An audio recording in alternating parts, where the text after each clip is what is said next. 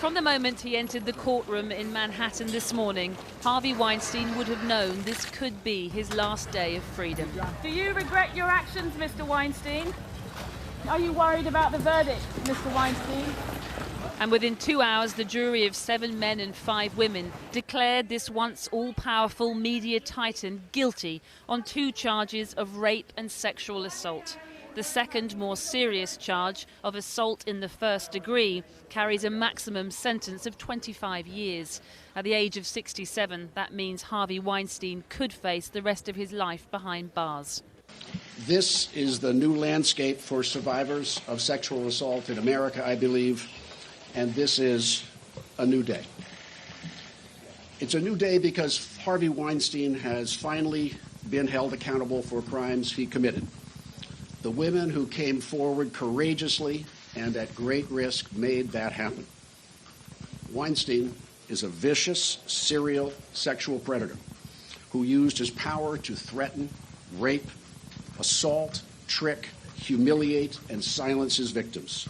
This is a legal reckoning for Harvey Weinstein. The 3 witnesses whom I represent have been role models in courage. Without them and their willingness to testify under oath in this case, and without their willingness to be subjected to an intense and brutal cross-examination, this result would never have been won.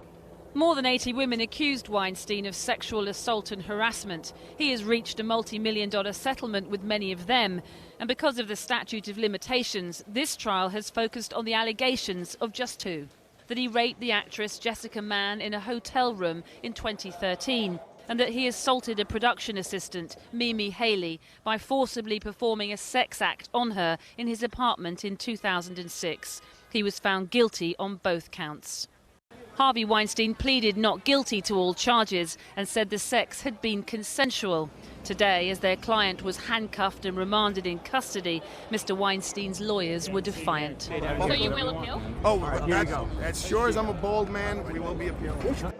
While Harvey Weinstein was not convicted on the more serious charges of predatory sexual assault, this is a spectacular fall from grace for the once untouchable movie mogul. And a day of reckoning, too, for the global Me Too movement, which was kick-started by the storm of allegations against him. I was jumping for joy and I started to cry. And of course, I was having in my mind all of those moments where back in 2015, nothing was done. And it was just like going back to those moments and having that hope that right now is fulfilled. And it just gave me life again. And while the judge told the jurors Weinstein's trial should not be a referendum on Me Too, because he is seen as the central villain of the piece, his conviction today will doubtless feel like vindication for many. Well, Harvey Weinstein is due to be sentenced on March the 11th. And remember, too, that he faces 4 additional charges of sexual assault in LA. The lawyer for the 2 women here today, Gloria Allred, saying that she looks forward to seeing him take the stand there, too. Whatever happens there, though, there's no underplaying the significance of what has happened here today. Harvey Weinstein found guilty of rape and sexual assault, facing potentially the rest of his life in prison. Vindication for the women who dared speak out against him and for the hundreds who then became part of the Me Too movement around the world. Today is very much their day. Siobhan, thanks very much. Jackie. Well, later in the programme, we'll hear from one of the many women who came forward alleging they'd been abused or harassed by Harvey Weinstein. And there are still many other alleged victims looking for justice, including some in this country. Joining me now from Hampshire is Susan McKee, who's a QC. Her law practice specialises in sexual harassment and misconduct. She's advising some of the alleged victims here. Susan McKee, what do you make of the verdict today? Well, on the one hand, it's certainly a vindication for a number of the women.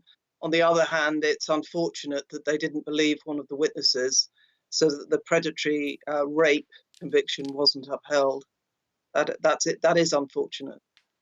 But there is no doubt, as you say, that this is vindication for women who'd held on to their stories for such a long time for fear that they wouldn't be believed. This is really important for those women today, isn't it?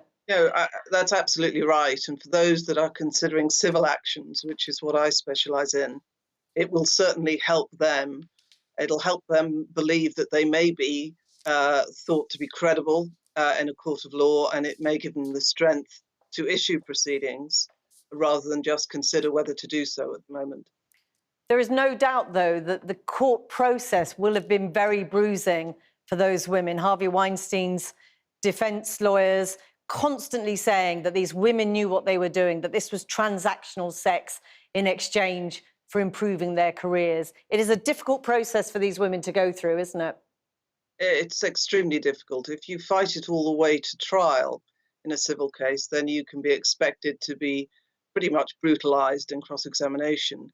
It's made particularly difficult in some of the Weinstein cases because of ongoing relationships after the alleged attacks, and also going back to work with Weinstein in a number of cases.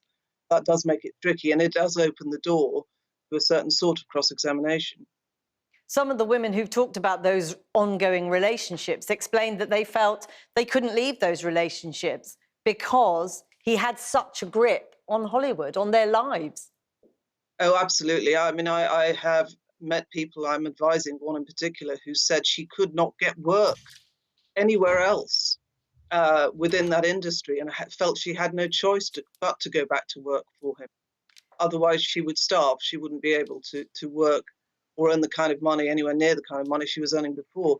And he had, it's no doubt at all, a grip on these women. And it is complicated. The psychology of what you do after an incident like this is complicated. We can't judge. Very briefly, do you anticipate, though, that today's verdicts may encourage more women to come forward? I think that's absolutely right. I do think that where there are complexities that relate to ongoing relationships, they'd have to consider this verdict pretty carefully in deciding whether to come forward. In civil actions, one would hope settlements make it easier for women in anticipation that they will not need to go to trial. Weinstein had to fight this. A civil case is different. Suzanne McKee, thanks very much for talking to us. Thank you. Good evening. Thank you.